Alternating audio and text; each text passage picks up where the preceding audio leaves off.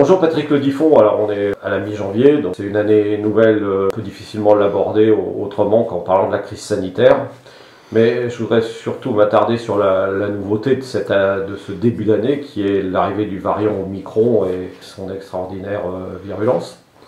Est-ce que ça peut poser des problèmes de fonctionnement des services publics en termes d'absence, par exemple? Oui, bonjour.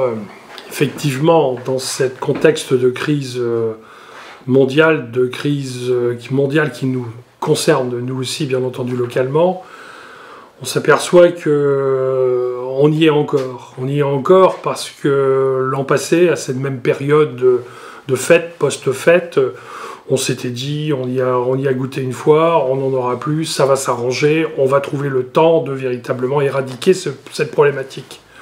On s'aperçoit que cette année, en ce début janvier, on y est, non seulement on y est encore, mais j'ai l'impression que c'est encore exacerbé, que le nombre de malades est encore plus important. Alors c'est vrai, tout ça dû très probablement, comme nous expliquent les scientifiques, à ce variant Omicron qui, lui, est plus virulent, je dirais, en termes de contagion, et qui est plus présent auprès de tous nos concitoyens. Heureusement, les formes graves qu'on a pu connaître par le passé sont moins fréquentes. Je ne veux pas dire qu'elles sont inexistantes, elles sont moins fréquentes. Et de ce fait, on arrive effectivement à se trouver une possibilité de pouvoir passer le cap, comme on le dit. Pour autant, les difficultés que nous avons sont bien entendu des difficultés liées au principe de précaution pour éviter des contaminations supplémentaires. On se doit de se trouver dans un contexte vaccinal majeur, tel que ça a été préconisé scientifiquement. C'est le cas. Le Morbihan est assez bien pourvu, on n'est pas à 100% bien entendu, mais on commence à friser justement ce pourcentage qui s'approche. On est largement supérieur à 92-93%.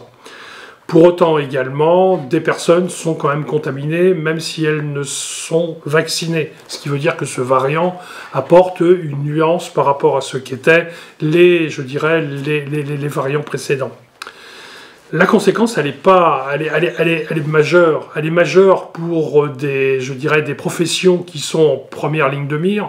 Je pense notamment aux professionnels de santé, premièrement, principalement, qui eux sont concernés parce qu'ils sont sur le pont.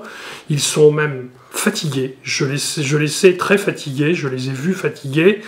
Et ce, parce que déjà, dans une période où il y a des tensions en termes de personnel dans nos hôpitaux, dans les activités, je dirais, extra-hospitalières, aujourd'hui, avec ces problématiques d'arrêt supplémentaires pour des problèmes de pathologie dus justement à la pandémie, ils se retrouvent doublement en difficulté.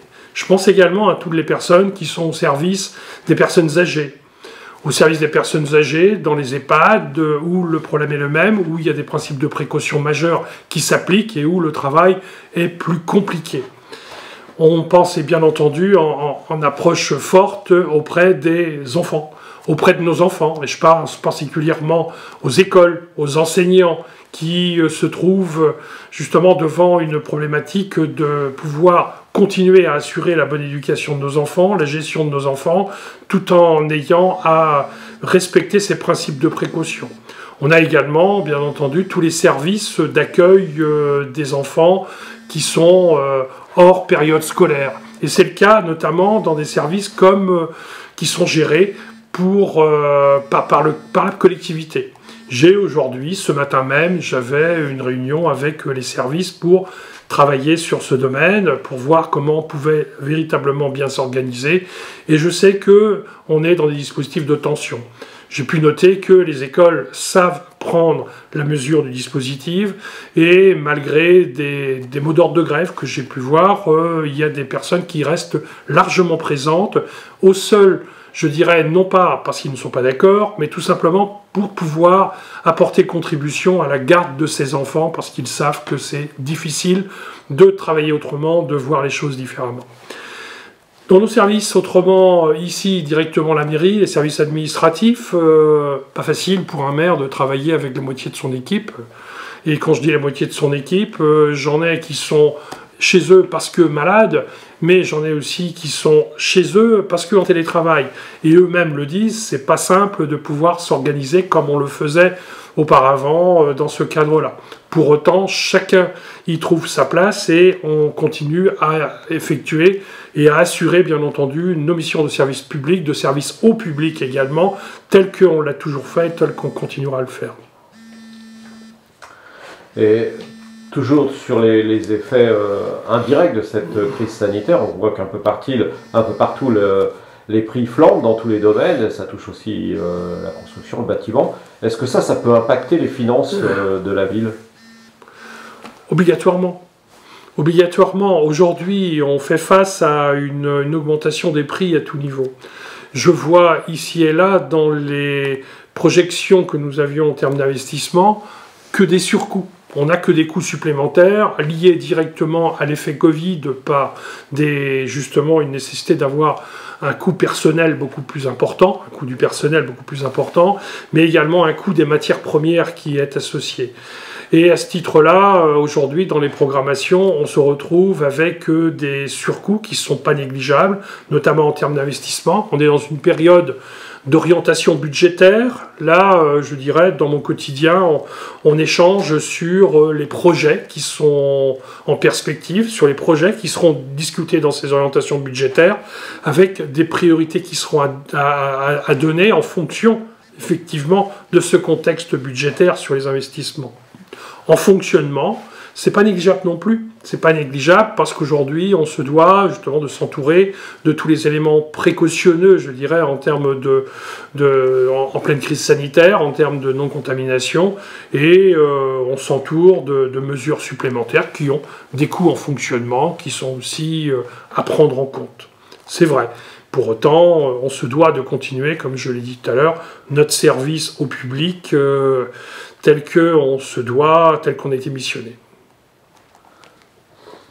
Est-ce que ça, à moyen terme, est-ce que ça peut remettre en question certains projets ? La remise en question des projets, elle n'est pas toujours vue sous cet angle. C'est pas une remise en question. Si on a des projets, c'est pas pour faire, je dirais, de la fioriture ou par simplement une ambition personnelle, et c'est parce qu'il y a des besoins. Et ces besoins sont révélés dans des domaines divers et variés.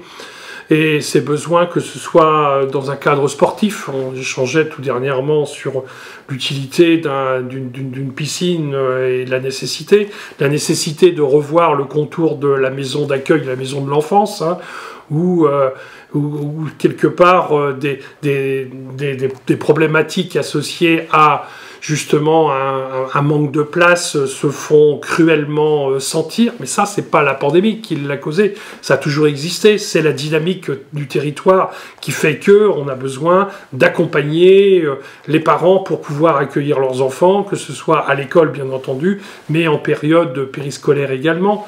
Tout cela, ça remet pas en cause, ça remet en cause simplement peut-être les délais. Probablement les délais. C'est-à-dire qu'aujourd'hui, dans un plan pluriannuel d'investissement, on mesure quelles sont les grandes priorités et à partir de là, on fait en fonction évidemment de nos disponibilités, de nos capacités financières. C'est bien notre objectif, il est bien là, bien contenir des capacités financières de façon à pouvoir réaliser des investissements avec l'argent dont on dispose et bien entendu pas plus. Et selon vous, quand est-ce qu'on reviendra à une vie normale, finalement ? Je parle pas sur le plan sanitaire, parce que ça, voilà, c'est plus difficile, mais sur le plan du fonctionnement de la ville, je parlais des projets, mais voilà. Ça fait toujours un peu peur, effectivement, quand on n'a pas de lisibilité à très long terme. Alors, sous le point de vue sanitaire, évidemment, je ne suis pas médecin, je ne suis pas devin, je ne suis pas justement en capacité de pouvoir apprécier l'étendue des choses, même si on aspire à ce que ça s'arrange le mieux possible et on fait en sorte à ce que les moyens soient mis en place pour que ça se résolve. À côté de ça, je suis toujours inquiet quand je vois des périodes en termes financiers qui sont inflationnistes, quand je vois que des matières premières coûtent de plus en plus cher et que le coût de la vie coûte de plus en plus cher. Je pense à nous, à nos projets en termes de collectivité, mais je pense également à tous nos concitoyens pour lesquels un impact, je dirais, sur leur capacité d'achat, sur leur qualité de vie également, bien entendu, sera certainement pas sans conséquence et assez déterminant. Alors quand est-ce qu'on va se retrouver, je dirais, dans une forme de stabilité? Quand tout ça sera stabilisé, quand on aura réussi à maîtriser ce qui est, je dirais, une envolée d'ensemble, tant en termes de coût du travail qu'en termes de coût de matières premières, induit par effectivement une peur du lendemain et une volonté d'équilibrer des choses. Ça peut durer presque un mandat, ça, enfin la fin du mandat. Il faut tenir compte de ces choses. Il faut effectivement prendre en compte le fait que demain peut être encore plus difficile qu'aujourd'hui. Il faut tenir compte du fait que l'embellie est certainement au bout du chemin, mais que le chemin peut être long.